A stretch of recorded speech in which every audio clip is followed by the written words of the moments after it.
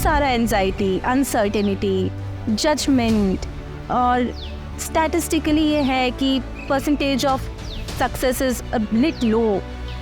इन सब के बीच में हम एज एन इंडिविजुअल अपने आप को कहीं खो ना दें, क्योंकि हम अपने आप में एक यूनिक पर्सन है, हमारे लिए एक डेस्टिनी है, कुछ बहुत अच्छा करना हमारी लाइफ में भी लिखा हुआ है, उसमें आप खो ना जाएं। नमस्कार, मैं हूँ Kritika Agarwal. I am the founder of Manushala, a mental health and wellbeing company. और आज हम डिस्कस करेंगे a few aspects about how to handle pressure and break the stigma around emotional health and mental health with my friend जागृति। Hi everyone, मेरा नाम जागृति अवस्थी है। मैं 2021 बैच की IAS ऑफिसर हूँ।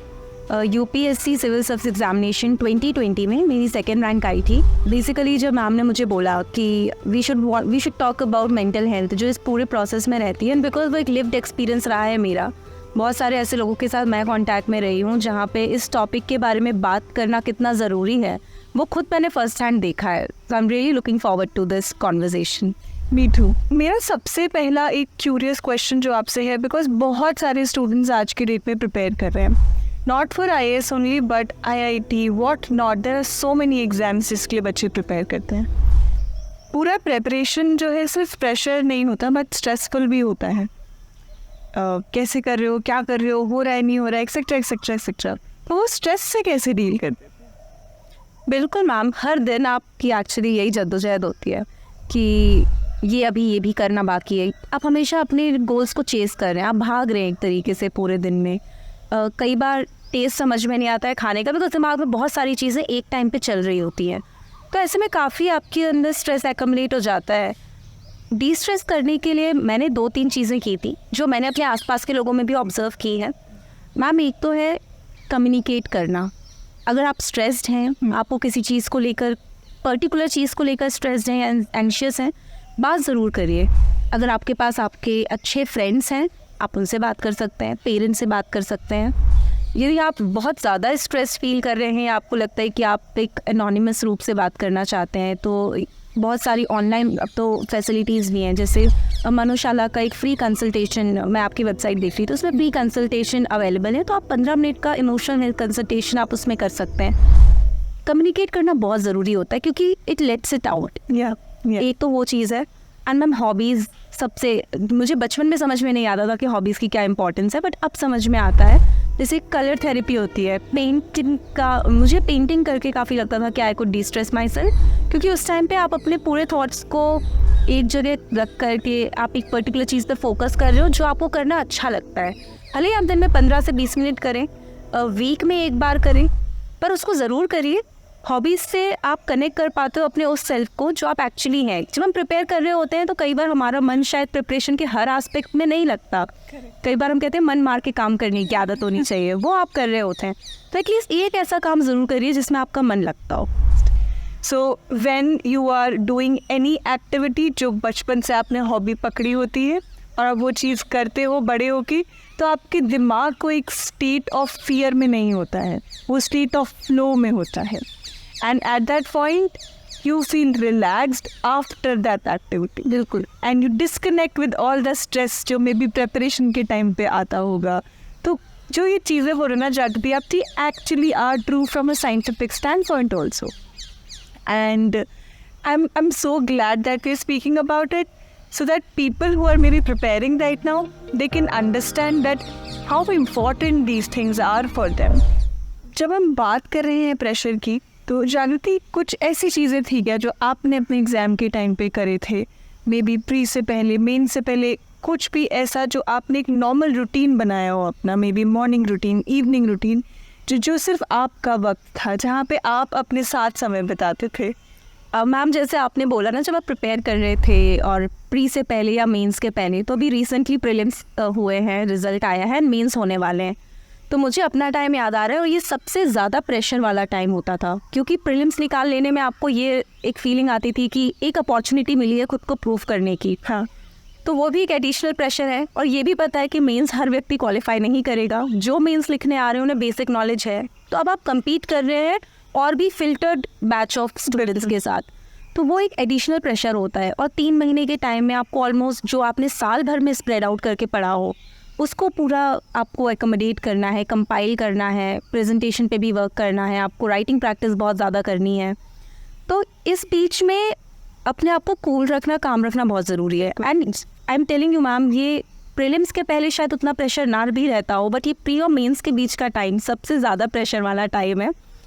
तो मैंने क्या किया था, एक तो जैसे आपने कहा कि आपको थोड़ा टाइम अपने लिए रखना पड़ेगा, आपको अपने माइंड में वो स्पेसेस क्रिएट करनी पड़ेंगी जहाँ पे आप रिफ्लेक्ट कर सकें थोड़ा सा जो भी आप अपने दिन भर में करते हैं। सो मैम, मॉर्निंग में आप एटलीस्ट आधा घंटा पूरे दिन की तैयारी में लगा दीजिए। सॉर्ट ऑफ आप एक मेंटल मैप बना लीजिए कि आज के दिन में मैं ये अचीव करना चाहती हूँ। You should always take a small walk. आप नेचर के बीच में बैठ करके थोड़ा सा वॉक कर लीजिए। मेडिटेशन तो इतना प्रूवन और साइंटिफिक तरीका है। I think Manoshala is also offering some guided meditation tools. तो मेडिटेशन तो एवरीबडी नोज़ कि आप कर सकते हैं। और जिन लोगों को प्रॉब्लम होती है, जैसे अगर मैं खुद की बात करूँ तो मुझे मेडिटेशन खुद से करने में इशू होगा, तो अगर आप किसी गाइडेड टूल के थ्रू या किसी ऐसी एजेंसी के थ्रू मेडिटेशन करते हैं जहाँ पे आपको थोड़ा सा गाइड कर सके, तो इस तरह से आधा घंटा 40 मिनट्स आप मॉर्निंग में ज़रूर निकालिए जहाँ पे आप प्रिपेयर कर सकें अपने दिन के लिए। ये बहुत ही अच्छा बात बोला जागृति आपने, बिकॉज ये जो आप पॉइंट बोल रहे हो ना कि मॉर्निंग में जब आप उठते हो तो just spend half an hour 1 hour with yourself. So इसको हम मॉर्निंग रूटीन भी बोलते हैं, जहाँ पर हम ये बोलते हैं कि जब आप सुबह उठ रहे हो तो आप सीधा फ़ोन मत छुओ, अपना सीधा लैपटॉप मत छुओ, सीधे काम में मत जाओ, और उससे पहले आप 1 घंटा बाहर जाओ, अपने साथ वक्त बिताओ, अपने थॉट्स को फ्लो होने दो, अपने थॉट्स के साथ रहो, जिससे कि पूरा दिन आप उन थॉट्स के बारे में नहीं सोचो बट एक्चुअली एक्शन कर।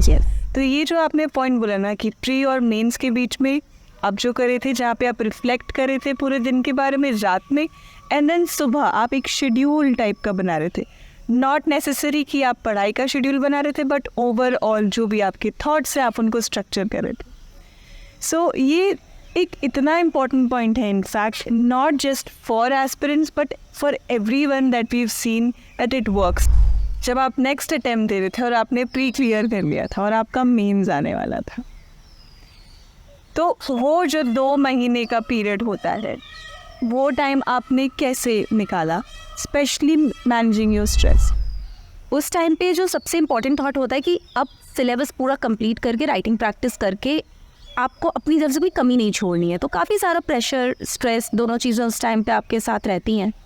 मुझे स्पेसिफिकली याद है उस टाइम पे, तो जैसे मैंने कहा मॉर्निंग रूटीन, मैं हमेशा ये करके डिवाइड करती थी कि आज मुझे अपना इतना टाइम ऑप्शनल में देना है, इतना टाइम मुझे जीएस में देना है, आज जीएस में ये टारगेट्स हैं, आज इसमें ये टारगेट्स हैं। शाम को मैं एक बार वॉक ज़रूर करती थी, क्योंकि इतना कुछ इकट्ठा हो जाता है कि एक पॉइंट के बाद मुझे लगता था कि जो प्रोसेसिंग कैपेसिटी है उसको थोड़ा सा रीबूट करने की ज़रूरत है। तो आप एक स्मॉल वॉक ले लीजिए।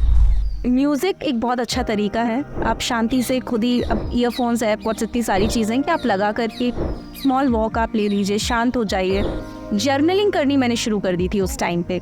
वैसे मैंने कभी जर्नलिंग नहीं की, लेकिन उस समय था कि टाइम कम है और चीज़ें ज़्यादा हैं, तो डेफिनेटली आपको स्ट्रेस होगा, एंजाइटी होगी कि आप कर पाओगे नहीं कर पाओगे।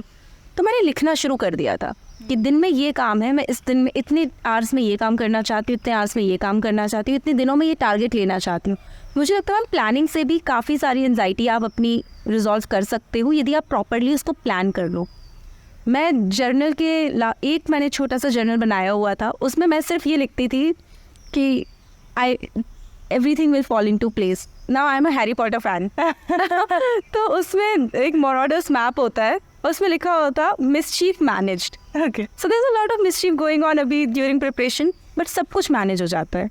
बिलीव मी, ऐसा कुछ भी नहीं है जो आप नहीं कर सकते हो। Human beings have all the capacity to adapt to any situation. तो उस टाइम पे मैं एक जर्नल में लिखती थी, I will make it, I will do it. ये जो वैलिडेशन है ना, जो आप खुद को देना चाहते हो कि हाँ मैं कर लूँगी, सेल्फ बिलीफ से बड़ा कोई टॉनिक नहीं है। तो मैं एक छोटा सा ये ऐसा जर्नी भी कर मेरी पॉइंट्स लाइक मेडिटेशन, आपने वॉकिंग के बारे में बोला, आपने म्यूज़िक के बारे में बोला, आपने जर्नलिंग के बारे में बोला, and these points are actually proven points. ये एक्चुअली वो मेथड्स हैं जहाँ पे जिसके थ्रू आपको रिलैक्स, डिस्ट्रेस्ड फील होता है। जो आज के टाइम में हम लोगों को बताते हैं कि आप जर्नलिंग करो, आप अपने मॉर्निंग थॉट्स को गैदर करो, आपने एक्चुअली प्री और मेंस के बीच में वो सारी चीज़ें करी हैं। जागृति, हमने एग्ज़ाम्स के बारे में बात कर ली, प्रेपरेशन के बारे में बात कर ली। What about failure? फेलियर को बहुत से एस्पिरेंट्स ऐसे होंगे जो एक एस्पिरेंट ही रहेंगे एग्ज़ाम के कॉन्टेक्स्ट में, नॉट लाइफ के कॉन्टेक्स्ट।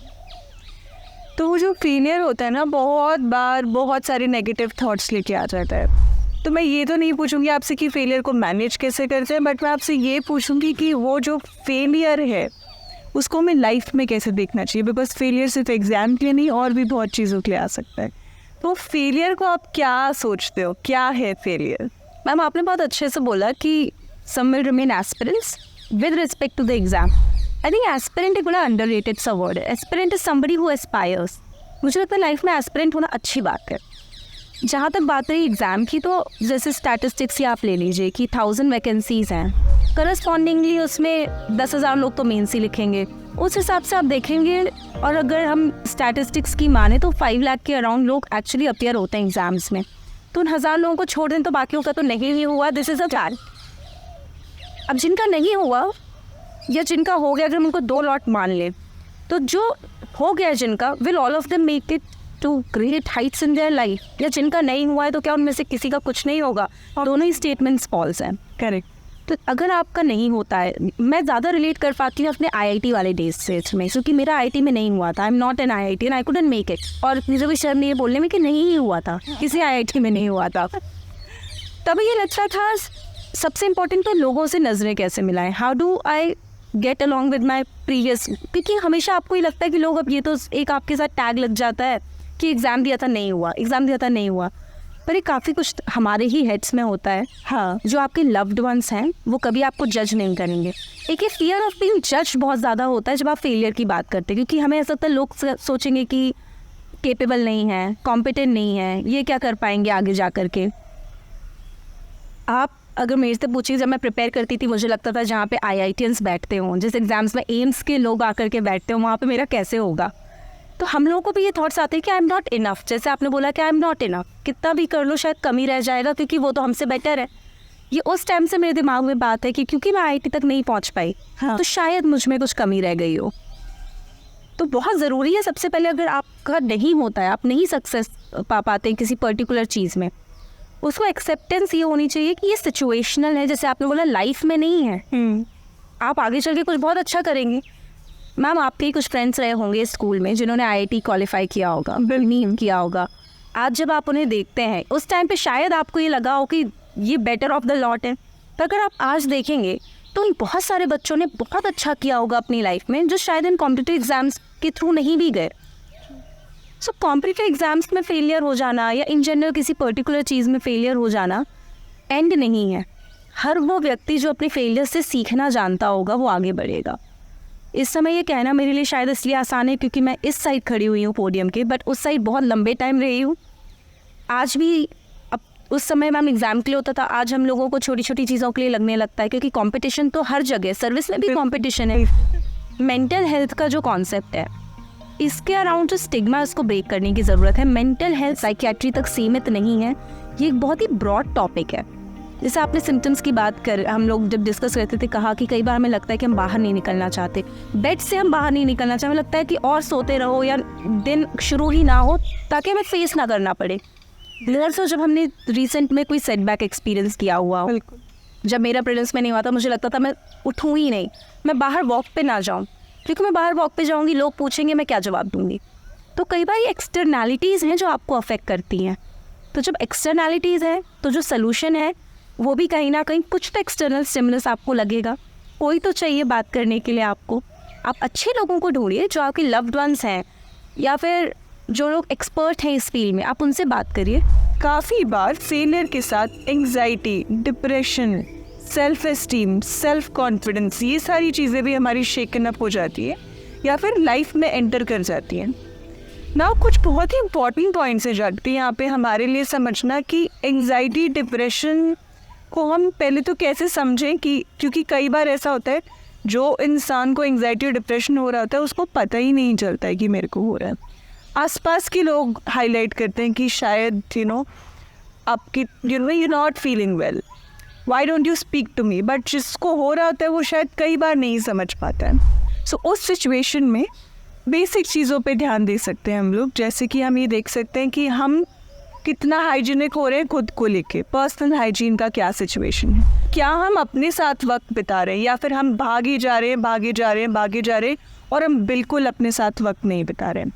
तीसरी चीज़ हम देख सकते हैं क्या हमारा एंगर, फ्रस्ट्रेशन बढ़ता जा रहा है। चौथी चीज़ हम देख सकते हैं कि क्या हमारा जो हम लव्ड वंस थे जिनसे हम पहले बात करते थे, फ़ोन उठाते थे, आज आप उनसे बात नहीं कर पा रहे हो।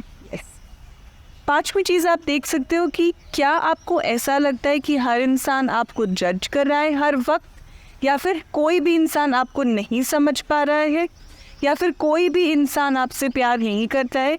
जब आप बहुत जनरलाइज करने लगे हो कि कोई नहीं है, मतलब आप लोनली एक तरीके से फील कर रहे हो। कुछ सिम्टम्स अगर आपको विजिबल है, रेकरिंग है, सिर्फ 1-2 दिन के लिए नहीं, 6 महीने 7 महीने के लिए रेकरिंग है अगर, तो उन पे हमको अटेंशन ज़रूर देना चाहिए। Definitely that is a solution कि आप साइकियाट्रिक हेल्प लो, आप मेडिकेशन के लिए जाओ, that is a solution. It is not like कि वो काम नहीं करता है। In other things you can reach out to a psychologist, you can also speak to your friends, you can practice certain things like self care, which we were also discussing पूरे duration में जो जागृति भी अपने preparation के time पे कर रहे थे। तो ये कुछ चीज़ें हैं, अगर आप करोगे सो एक्चुअली आप अपनी वेलनेस को मैनेज कर पाओगे, अपने स्ट्रेस को मैनेज कर पाओगे और अपनी एंग्जाइटी एंड डिप्रेशन के साथ खुद लड़ पाओगे। एट द सेम टाइम 2-3 चीज़ें और हैं जो जिनका आप ध्यान रख सकते हो। वन इज़ न्यूट्रिशन, कि आप खाने में क्या खा रहे हो, क्या आप कॉन्टिन्यूसली स्वीट खा रहे हो, चीज़ खा रहे हो, every time you are eating processed food. आप उस पर ध्यान दो और उसको मॉनिटर करो कि आप ज़्यादा से ज़्यादा हेल्दी खाना खा सको, because what your gut is feeling, that's what your mind is feeling, right. Next thing you can do is physical fitness.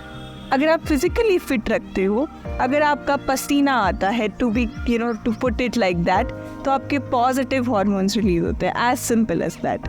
सो जो आपको हेल्प करता है अपनी एंग्जाइटी और डिप्रेशन को मैनेज करने के लिए। मैं ये नहीं बोल रही हूँ बिल्कुल भी कि जिनको एंग्जाइटी डिप्रेशन है सिर्फ उनके लिए यही चीज़ें, बट मैं ये बोलने की कोशिश कर रही हूँ कि दवाई के साथ साथ और भी बहुत सारी चीज़ें हैं जिस पे वो ध्यान दे सकते हैं और अपनी एंग्जाइटी और डिप्रेशन को मैनेज कर सकते हैं। आई वॉन्टेड टू नो, जब आपने फर्स्ट अटेम्प्ट दिया और फ्री नहीं हुआ, बहुत से बच्चे आज के डेट में अभी इसी मोड पे होंगे कि उन्होंने फ्री दिया होगा और उनका नहीं हुआ होगा। वो जो मैनेज करना होता है उस टाइम को कि मेरा नहीं हुआ और अब मेरे को 1 साल रुक कर वापस से पूरे उस एग्ज़ाम की तैयारी करनी है, वापस से दिन रात काम करना है बिना किसी गारंटी के, वो कैसे करते हो? मैम आपने बहुत अच्छा पॉइंट रेज किया। हम सक्सेस स्टोरीज बहुत सारी सुनते हैं, हम बेयरली उन लोगों की कहानी सुनते हैं those who couldn't make it despite there genuine efforts. उनकी कहानी अगर हम सुनेंगे तो वहाँ से हमें काफ़ी सारे लेसन्स मिलते हैं। जब मेरा मैम फर्स्ट अटेम्प्ट में नहीं हुआ था तो आई रिमेंबर आपको ये लगता है कि डेफिनेटली आपकी कुछ तैयारी में कमी रही होगी। उस टाइम पे मैंने बैठ करके सबसे पहले ये रियलाइज़ किया कि नहीं हुआ है, एक्सेप्ट कर लिया जाए उस बात को। एक एग्ज़ाम दिया, आपका उसमें नहीं हुआ और फिर आप सोचिए कि क्यों नहीं हुआ।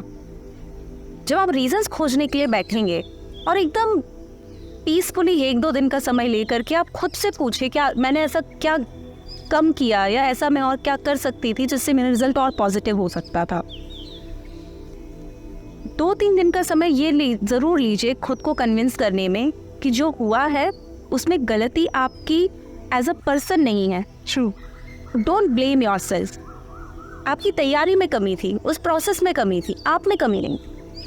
एंड इनफैक्ट अल्टीमेटली भी मैम एक एग्ज़ाम है, होना या ना होना अल्टीमेटली डेस्टिनी भी होती है। गॉड ने हम सभी के लिए अलग अलग प्लान्स लिख करके हमें भेजा है यहाँ पर, तो अल्टीमेटली भी एग्ज़ाम में होना या ना होना एक बात है, पर एज अ पर्सन खुद की लाइफ को सेलिब्रेट करना, अपना बेस्ट देना, आप जहाँ कहीं भी जाएँ अपना बेस्ट दें, वो ज़्यादा इम्पॉर्टेंट है। बहुत ही ब्यूटीफुल 2 पॉइंट्स बोले जागृति अभी पूरे कॉन्वर्सेशन में। एक तो ये कि अपने आप को सिचुएशन से आप डिस्कनेक्ट करो। ये मत सोचो कि एज अ ह्यूमन बीइंग मेरे अंदर एरर है, नहीं, मे बी आप जब प्रिपेयर करते हो उस प्रेपरेशन में कोई कमी, या फिर दैट डे, एग्ज़ाम डे, वो शायद आपका दिन नहीं था, राइट? इससे ये प्रूफ नहीं होता कि आप इनफ नहीं हो, या फिर आप कुछ नहीं कर सकते, या आपकी लाइफ ख़त्म हो रही है। वो थॉट्स को आपको अपने अंदर नहीं आने देना है। आते हैं, डेफिनेटली आते हैं, बट उन थॉट्स को हमें नहीं आने देना है। तो ये पॉइंट जो आपने बोला है, आई थिंक ये बहुत सारे एस्पिरेंट्स के लिए इम्पोर्टेंट पॉइंट है। And second thing that you mention जागृति इन द कॉन्वर्सेशन वॉज कि ज़रूरी नहीं है ये फील्ड आपके हो, वहाँ पे जाओ जहाँ खुशी मिल रही है। सिर्फ एक एग्ज़ाम आपको डिफाइन नहीं कर सकता है ना, आप वहाँ जाओ शायद जो फील्ड आपके लिए हो, मे बी क्रिएटिव फील्ड आपके लिए हो, मे बी एंटरप्रेन्योरशिप आपके लिए हो, जो भी फील्ड आपकी है, जो भी पैशन आपका है, आप वहाँ पे जाके अपनी उतनी ही मेहनत लगाओ, right?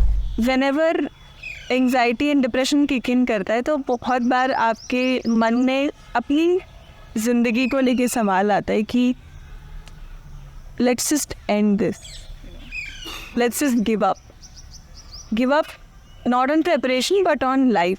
Yes, right.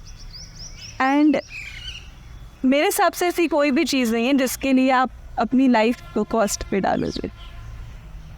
I just want you to speak to those people, maybe, today, who are feeling like, this is it, I can't do it anymore. Just tell them that that's not true, that is not true. They can do a lot more. बहुत सारे aspirants इस चीज़ से relate कर पाएंगे जब कभी ना कभी हम सबको एक ये थॉट ज़रूर आता है कि अब हो गया, this is it, nothing really matters. And जैसे आपने बोला कि not just to give up on exam, sometimes to give up on life, and some people actually do. ये सिर्फ कोई ऐसी हाइपोथेटिकल सिचुएशन नहीं है, लोग एक्चुअली ऐसा करते हैं। उस टाइम पे एक दो चीज़ें हैं जो मैं हमेशा याद रखती थी। मेरे पेरेंट्स भी ऑब्वियसली बहुत चिंता करते थे कि कुछ ऊपर नीचे अगर हुआ एग्ज़ाम को लेकर के या फेलियर्स को नहीं हैंडल कर पाए, she should always be safe. तो एक हमेशा उनके साथ भी चीज़ रहती थी, जब आपके पेरेंट्स, आपके फ्रेंड्स, आपके लव्ड वंस वो रियली मैटर, या जिनके लिए आप रियली मैटर करते हैं, उन्होंने आप पे बहुत इन्वेस्ट किया है, इसलिए नहीं किया कि आप एक IAS बन जाएंगे, एक IITian बन जाएंगे, एक डॉक्टर बन जाएंगे। तो वो जो क्लोज ग्रुप ऑफ पीपल है, एक बार उनके बारे में ज़रूर सोचिए।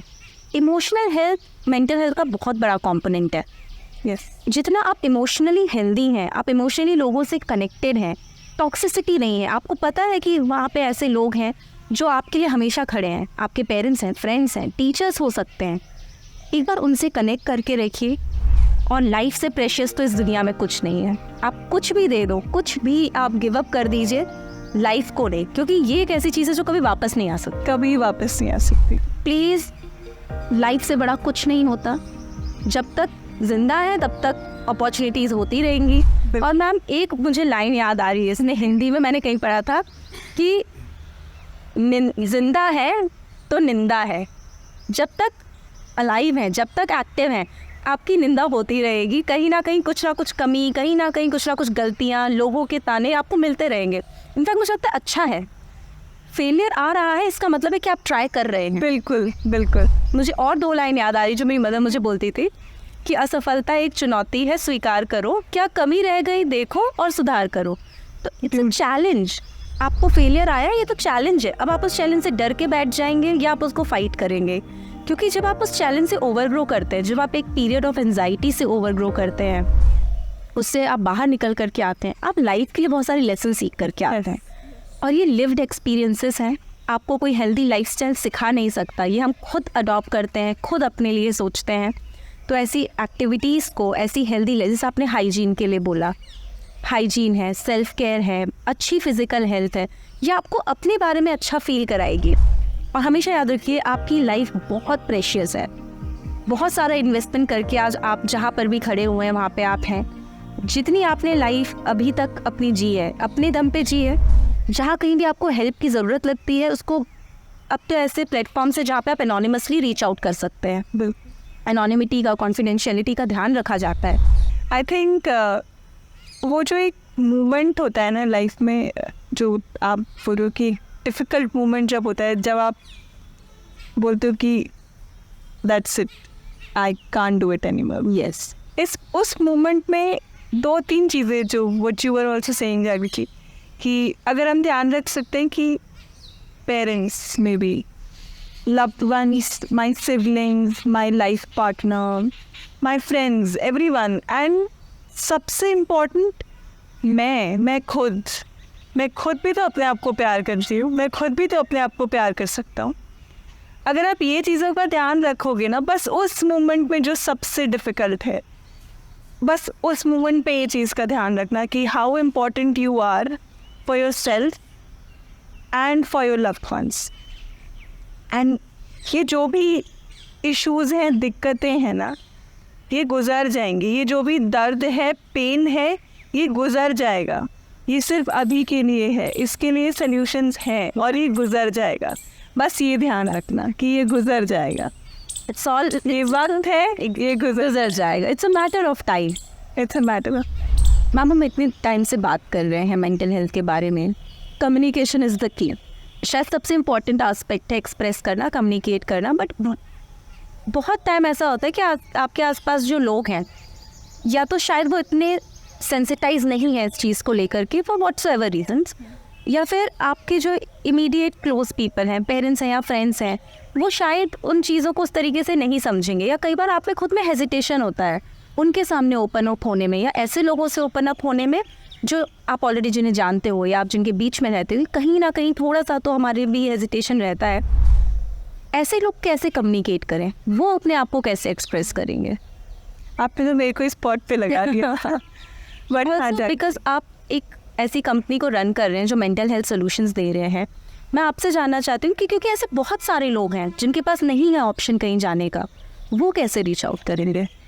बहुत अच्छा क्वेश्चन है जानती, बिकॉज कई बार इनफैक्ट इतने सारे केसेस हमारे पास आते हैं हमारी कंपनी में, जहाँ पे लोग बोलते हैं कि नहीं है मेरे पास लोग जिनसे मैं शेयर कर सकूँ, नहीं है मेरे पास ऐसे लोग जिनको मैं मे बी बहुत क्लोज है, बट शायद मैं उनसे अपने वो फियर्स शेयर ना कर पाऊँ.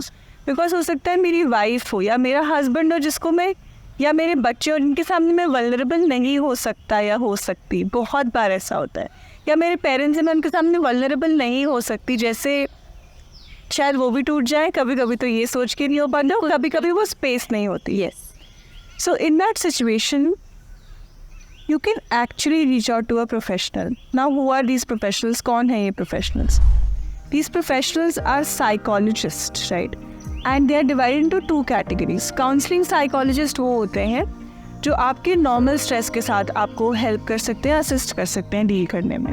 Then clinical psychologist होते हैं जो आपको help कर सकते हैं क्लिनिकली डायग्नोस्ड इश्यूज में. जैसे अगर आप क्लिनिकली डिप्रेस्ड हो, क्लिनिकली एंजाइटी अगर आपको रिकग्नाइज हो चुकी है, तो वो उसमें हेल्प कर सकते हैं. फिर आते हैं क्रिएटिव आर्ट थेरेपिस्ट.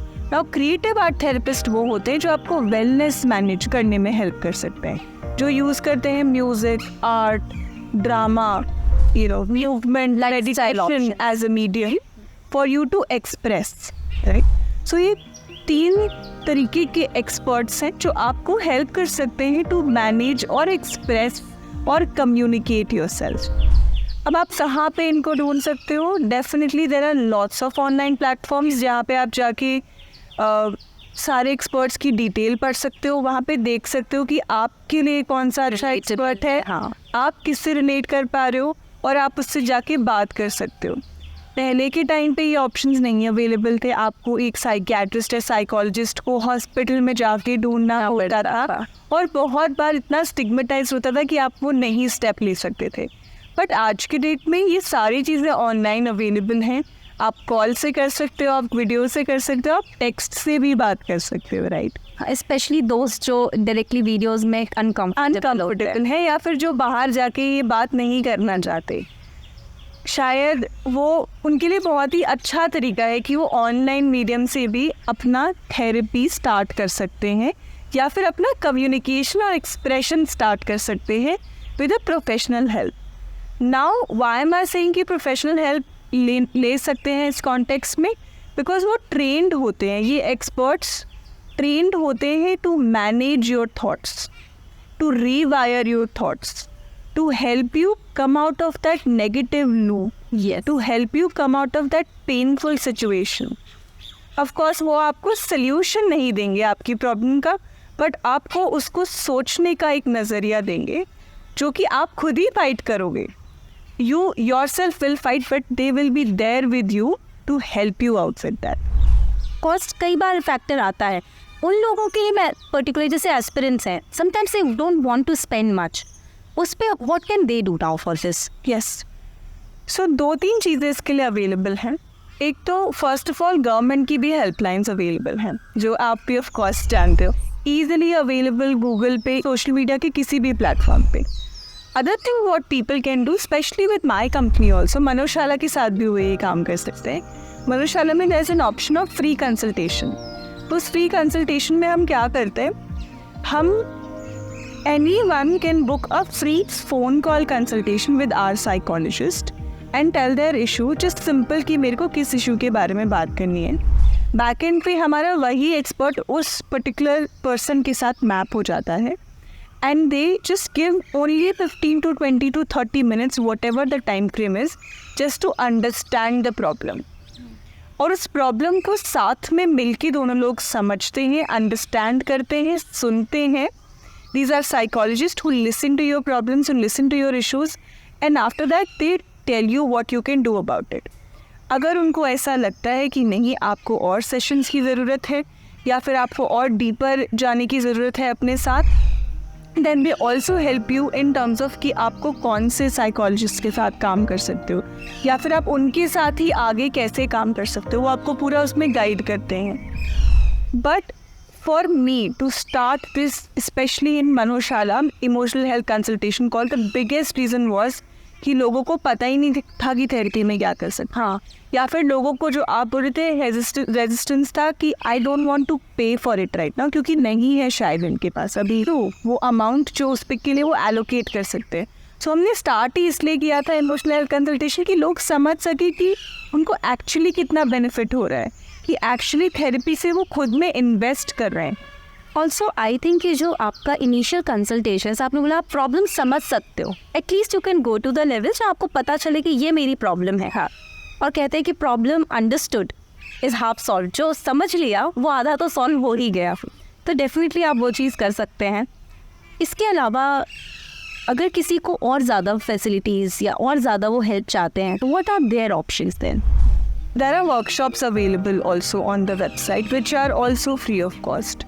जो आप हमारे साथ रजिस्टर करके you can avail these workshops. monthly workshops है जहाँ पे आपको yoga, meditation, music, art, all of these things are exposed to you.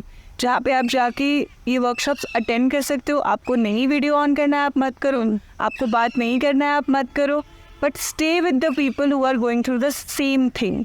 You find your safe space. We call it a safe space. You can of course take these sessions online, offline. If you want कि आप cafe में जाके session low, that is also possible. That you want Flexibility of your comfort zone. जहाँ पे आपको comfortable feel हो रहा है अपने thoughts को express करने में, choose that medium. It is available today with everyone. So, but just choose that medium for yourself. Take that last, one step which can actually help you out. Beautifully said, ma'am. और जैसे आपने बोला ना कि choose करिए, choose happiness over suffering. Yes. आप अपनी choices, हम कहते हैं ना कि हमारी चॉइसेस ही तो हैं जो हमें बनाती हैं. कई बार चॉइसेस डिफ़िकल्ट हो सकती है, कई बार चॉइसेस ऐसी हो सकती हैं जिनको शायद आप लेने में इनिशियली अनकम्फर्टेबल हो, रेसिस्टेंट हो, हेजिटेंट हो. डरिए मत. मैं एक ऐसे प्रोसेस से निकल कर के आई हूँ जो प्रिपरेशन का हमने इसी पे शुरुआत की थी और आई थिंक उसी पे हम सम अप करेंगे. बिल्कुल. तो इतना सारा एंजाइटी, अनसर्टेनिटी, जजमेंट और स्टैटिस्टिकली ये है कि percentage of success is a bit लो. तो इन सब के बीच में हम एज एन इंडिविजुअल अपने आप को कहीं खो ना दें, क्योंकि हम अपने आप में एक यूनिक पर्सन है, हमारे लिए एक डेस्टिनी है, कुछ बहुत अच्छा करना हमारी लाइफ में भी लिखा हुआ है, उसमें आप खो ना जाएं. इस पूरी रैट रेस में कहीं आप खुद को खो ना दें. उसके लिए अपनी मेंटल हेल्थ को अच्छा रखना बहुत ज़रूरी है. और लाइफ का अल्टीमेट पर्पस आई थिंक कुछ बनने से ज़्यादा खुश रहना है. बिल्कुल. अल्टीमेटली आप बन भी चाहते हो ना, तो लास्ट में आपको ये लगता है सेटिस्फैक्शन चाहिए, खुशी चाहिए, और वो खुशी आपके अंदर है, कहीं नहीं है, बाहर नहीं है. वो खुशी आपके अंदर है और उसको आप जिस तरीके से ढूंढ सकते हो ढूंढ दो. खुद से बात करके, किसी और से बात करके, जो आपका तरीका है, और जो आपका तरीका है वो बिल्कुल सही तरीका है, तो don't give it a second thought.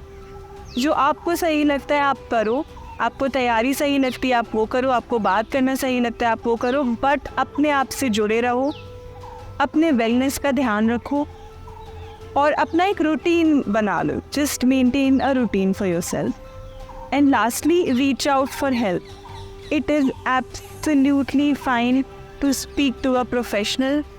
कोई स्टिग्मा नहीं है अब सोसाइटी में, और हम जैसे लोग साथ मिलके स्टिग्मा को ब्रेक करेंगे, जो भी एग्जिस्टिंग स्टिग्मा है। You reach out to us, you reach out to anyone that you are comfortable with, but reach out. Break the stigma, choose life. Mental health matters.